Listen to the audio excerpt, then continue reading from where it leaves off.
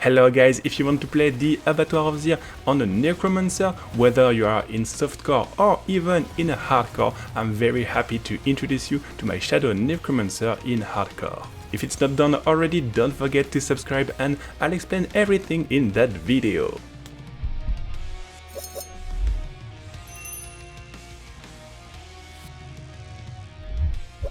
Let's start with the skill, and you want to play Corpse Stun Drills to pack enemies, Corpse Explosion in order to have our main source of damage, Bone Storm to have some damage reduction and also an additional source of shadow damage, and Blood Mist for the last source of shadow damage. You also want Decrepify to gain cooldown reduction and damage reduction for your enemies, and Rip when you are facing bosses in order to generate corpse.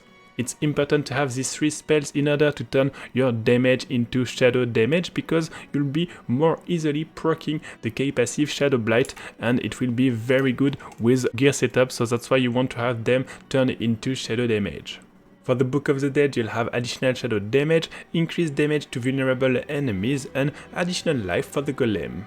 Let's talk about the gear, and of course if you have a Shaco, make sure to use it because it will be very good in this build, but otherwise you want this helm with life cooldown reduction, armor, and if you are capped into resistances, for example here I need this one, but if you don't need it you can also go for intelligence. You also want cooldown reduction on Blood Mist for the aspect. Then for the armor, mine is not very good, but you can have some increased damage, intelligence, resistance if you need, and also damage reduction from shadow damage over time. For the aspect, increase armor when you deal damage. For the gloves, you'll want to have increased damage over time, intelligence, it's important to have this, and the stacking of the Shadow Blight to increase its damage.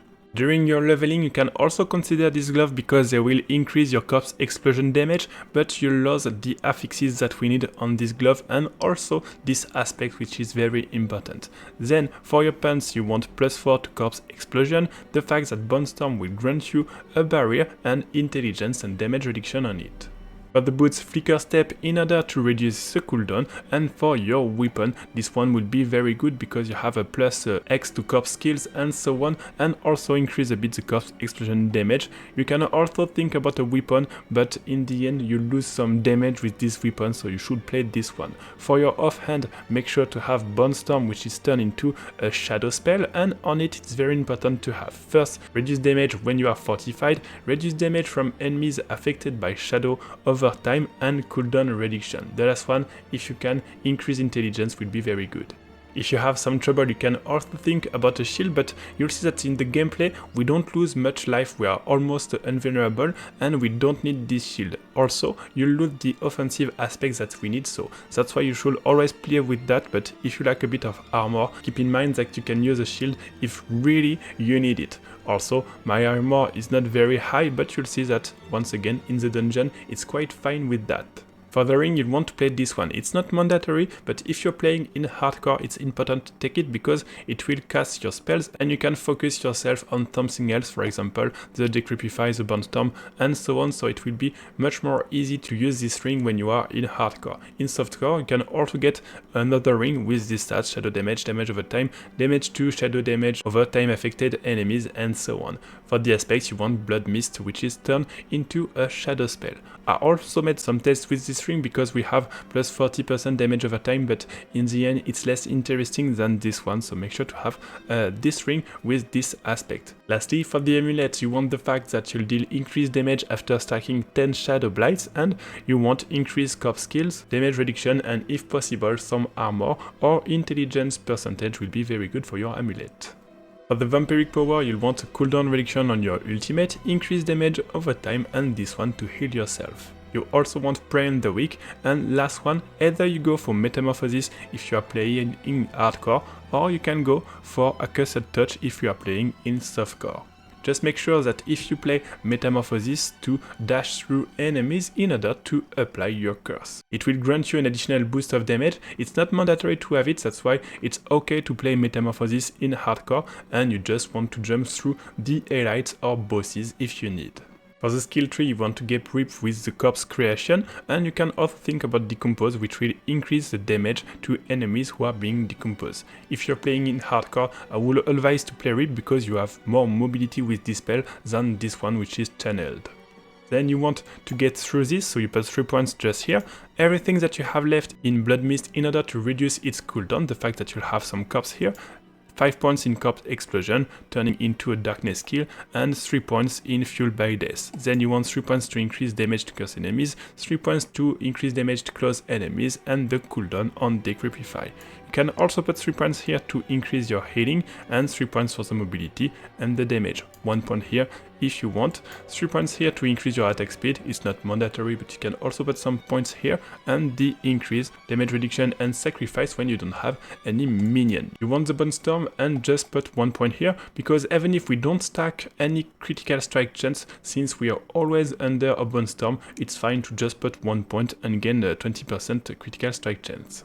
Lastly, of course, I already mentioned it, the Shadow Blight for the passive. For the Paragon, there's also a few things that you need to understand. First one, this glyph will grant you fortification, and it will be done automatically with our ring. So it's important to have this one. You'll be always under fortification, and it will grant you some damage reduction and also, of course, boost the corpse skill damage. Then you want to get this node, which will have a chance to boost the damage, and then you want to get this glyph, increasing damage to curse enemies. You want to put it here in order to increase your shadow damage, and then you go on your right, you take this node, increasing damage when you use corpse, and this glyph, which will increase your shadow damage over time. Then at the bottom of it, you want to have this glyph, which will also increase your damage reduction when you are fortified. If you're playing in softcore, you can also go for the increased damage if you want. This glyph is not mandatory, but if you're playing in hardcore, we'll want to have this additional damage reduction. You want also to take this node, increase damage reduction when you have no corpse, and then here increase damage reduction to close enemies, damage to close enemies,